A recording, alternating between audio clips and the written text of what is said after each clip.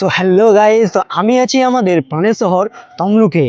এখন দুর্গাপুজো প্রায় আমাদের দোরগোড়ায় চলেই এসছে দেখতে দেখতে। তো তোমরা অবশ্যই তো ঘুরতে বেরোবো, তো তার আগে এই ভিডিওটা দেখতে থাকো, কারণ আমি এই ভিডিওতে দেখাবো তোমাদের তমলুকের কিছু বেস্ট থিমের প্যান্ডেল, যেটা কিনা তোমরা অবশ্যই ঘুরে দেখতে পারো। আর যদি ভিডিওটা না দেখো তাহলে তোমরা হয়তো প্যান্ডেলগুলো মিস করে যেতে পারো। তো তাহলে চলো আমি তোমাদেরকে দেখাই তমলুকের বেস্ট থিমের প্যান্ডেল। তোমাদের আমি প্রথম যে প্যান্ডেলটি দেখাবো সেটি হলো তমলুক ইউথ স্পোর্টিং ক্লাবের খুব সুন্দর একটি কারুকার্য করা প্যান্ডেল। বাইরে থেকেই চোখে পড়ে শিল্পীদের দারুণ কারুকার্য আর আরো ঝলকানিতে যেন একেবারে স্বর্গীয় সাজ। প্রথমেই নজর কাড়ে সুবিশাল প্রবেশদ্বার, যেখানে অত্যাধুনিক ঐতিহ্যের মেলবন্ধন দারুণভাবে ফুটে উঠেছে। সোনালী আর রূপালী রঙের অপূর্ব নকশা, সাথে লাল ঝলমলে আভা যেন দেবী মায়ের শক্তির প্রতীক। ভেতরে ঢুকতেই চোখে পড়ে দেবী দুর্গা তার সন্তানদের দারুণ সুন্দর প্রতিমা, চারপাশটা ঝলমলে সোনালী সাজে ঘেরা, যেন এক অপূর্ব রাজপ্রাসাদ। দেবীর সামনে দাঁড়ালেই মনে হবে তিনি যেন জীবন্ত হয়ে আশীর্বাদ দিচ্ছেন। এই প্যান্ডেলটি দেখতে হলে আপনাকে যেতে হবে তমলুকের শঙ্করাপুরে, যেটি হসপিটাল মোড়ের আগেই পড়ে। দ্বিতীয় যে প্যান্ডেলটি আমি আপনাদের দেখাতে চলেছি সেটি হলো নটি বয় ক্লাবের বানানো মহিলা মহল থিম।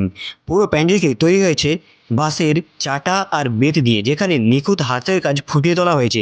প্রতিটি দেওয়ালে দেখা হচ্ছে যে নারী চরিত্রের প্রাকৃতিক, যা আমাদের মনে করিয়ে দেয় নারীর শক্তি, সৌন্দর্য আর সৃজনশীলতাকে। প্রবেশদ্বারে রয়েছে বেত দিয়ে গোড়া ঘোড়া ও পৌরাণিক ভাস্কর্য। বাঁশের তৈরি ঝরা দিয়ে বানানো এই ছোট ছোট ঘোড়াগুলি দেখতে অসাধারণ লাগছে, কারণ দেখলেই বোঝা যায় যে এত সুন্দর একটি প্যান্ডেলের যে কি নিখুঁত শিল্পকলা তা এই শিল্পের মধ্যে ভরেই আছে। আর চারপাশের আলোকসজ্জা যেন পুরো পরিবেশকে জীবন্ত করে তুলেছে। মহিলা মহল থিমের এই প্যান্ডেলটি শুধু একটি প্যান্ডেল নয়, এটি নারীত্বের প্রতি শ্রদ্ধা আর গ্রামীণ শিল্পকলার এক অসাধারণ প্রদর্শনী। আমাদের পরবর্তী প্যান্ডেল হলো সেবক সংঘ ক্লাবের অকালবোধন থিম। প্যান্ডেলটি যেন পুরো সাজসজ্জায় জীবন্ত হয়ে উঠেছে রামায়ণের মহাকাব্যে। একদিকে ভগবান রাম আর রাবণের মহান্যায়ের শক্তি লড়ছে অন্যায়ের বিরুদ্ধে। প্যান্ডেলের মাঝে দেখা যাচ্ছে সীতাকুণ্ড, যেখানে সীতামা বসে আছেন তার অটল ধৈর্য আর শক্তির প্রতীক হয়ে। প্যান্ডেলের গেটে ঢোকার মুখে হনুমানজি বসে আছেন ধ্যানমগ্ন হয়ে, যা তার ভক্তি আর অসীম শক্তির বার্তা দেয়। এই অকালবোধন প্যান্ডেল শুধু একটি শিল্পকর্ম নয়, বরং ভক্তি, সাহস আর ন্যায়ের জয়গাথা। এত সুন্দর প্যান্ডেলের ওপর দেবী প্রতিমাটা যে সুন্দরভাবে সাজানো হয়েছে তা সত্যিই মানুষের নজর কাড়ে, কারণ পিছনে ব্যাকগ্রাউন্ডে ব্লু লাইটের আভার ওপর সামনে দেবী মূর্তির ওপর যেভাবে লাইটের ফোকাসিংটা করা হয়েছে তা সত্যিই অপূর্ব। এরপর আমাদের নেক্সট প্যান্ডেল হলো দ্য ব্রাইট স্টার ক্লাবের রাজমহল থিম। প্যান্ডেলটা আমার ফোনে এতটা ছোট মনে হলেও কিন্তু সামনে থেকে যদি তোমরা দেখো, প্যান্ডেলটার আকার কিন্তু হিউজ, মানে খুব বড় সাইজের প্যান্ডেল, খুব উঁচু।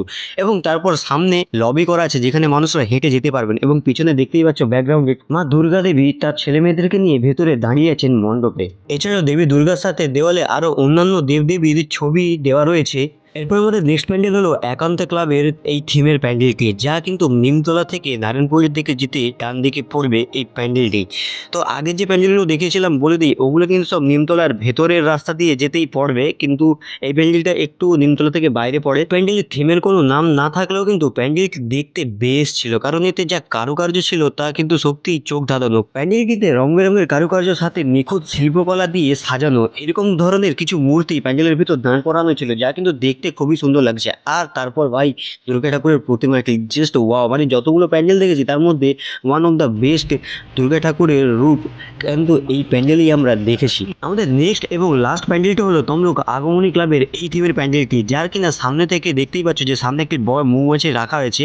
আর এই প্যান্ডেলের থিমটাই এমন যে মৌচাক আর মৌমাছি দিয়ে। প্যান্ডেলের গেট থেকে ভেতরে ঢুকলেই চোখে পড়বে এই অপূর্ব অসাধারণ দুর্গা প্রতিমাটি, যা কিন্তু চোখ ধাঁধিয়ে দিচ্ছে একবারে। সত্যি যিনি শিল্পকার এই প্রতিমাটি, তাকে ধন্যবাদ না বলে থাকা যায় না। আর প্যান্ডেলের থিমটা তো দেখো, এখানে মিডিল বরাবর একটি গাছ দাঁড় করানো রয়েছে, যা কিনা ঘুমসি বাঁধা চতুর্দিকে, এবং সাইডে রয়েছে একটি বড় মৌচাক। মৌচাকের সাইজটাও কিন্তু অনেকটাই বড়, যা থেকে মৌমাছিরা ভেতর থেকে বেরিয়ে আসছে। এছাড়াও দেওয়ালে কিছু মূর্তি যারা নাকি গাছের পুজো করছে, মানে বোঝানো হয়েছে যে এখানে আমরা যেমন ধর্মে বিশ্বাসে আমাদের গাছকে পুজো করি, তেমন এই প্যান্ডেলের থিমও কিছুটা এমনই। সো এই হলো আমাদের তমলুকের কিছু থিমের প্যান্ডেল, যা আপনি দেখতে আসতে পারেন। তাহলে আর দেরি না করি তাড়াতাড়ি চলে আসুন আমাদের তমলুকে এই প্যান্ডেলগুলি দেখার জন্য। তো আপনাদের সবাইকে শুভ শারদিয়া এবং ভালোভাবে কাটাবেন। Bye bye.